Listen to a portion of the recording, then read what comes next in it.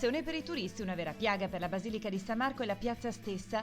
L'acqua della laguna di Venezia invade anche in un giorno di sole come questo l'area dentro e fuori la Basilica.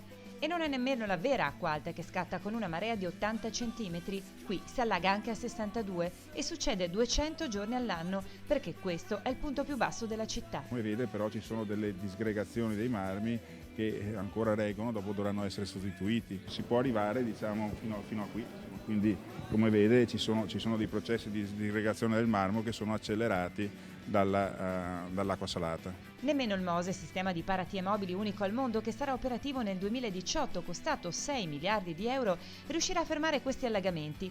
Parola di ingegneri, uno competente sulla Basilica di San Marco, l'altro ingegnere capo del MOSE. Nel momento in cui alzeremo poi il MOSE e a San Marco ci sarà l'acqua, non è che come italiani faremo una bella figura, insomma. La soluzione per evitare di bagnare San Marco sarebbe quella di chiudere le dighe mobili per sempre. A questa quota di marea verrebbe chiuso quasi tutti i giorni e quindi sarebbe impossibile per la laguna respirare con il mare. Questo è anche il concetto per il quale il MOSE fu pensato con delle barriere mobili e non con delle barriere fisse.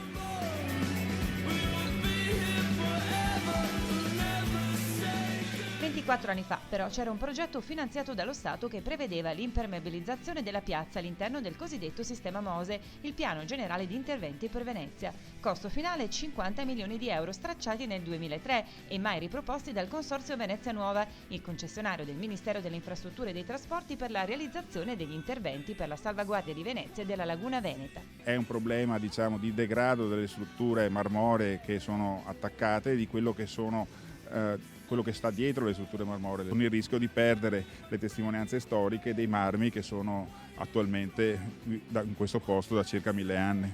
E così la Procuratoria di San Marco ha presentato un progetto alternativo a quello di 20 anni fa, meno costoso. Con 2 milioni di euro si inseriscono delle valvole di sfogo sui condotti di acqua piovana. Noi abbiamo avuto una promessa dallo Stato, contiamo che questa promessa non venga disattesa. In questo caso però siamo determinati a fare comunque. Intanto questo gioiello, che ogni anno attira 1.800.000 visitatori, continua a subire danni.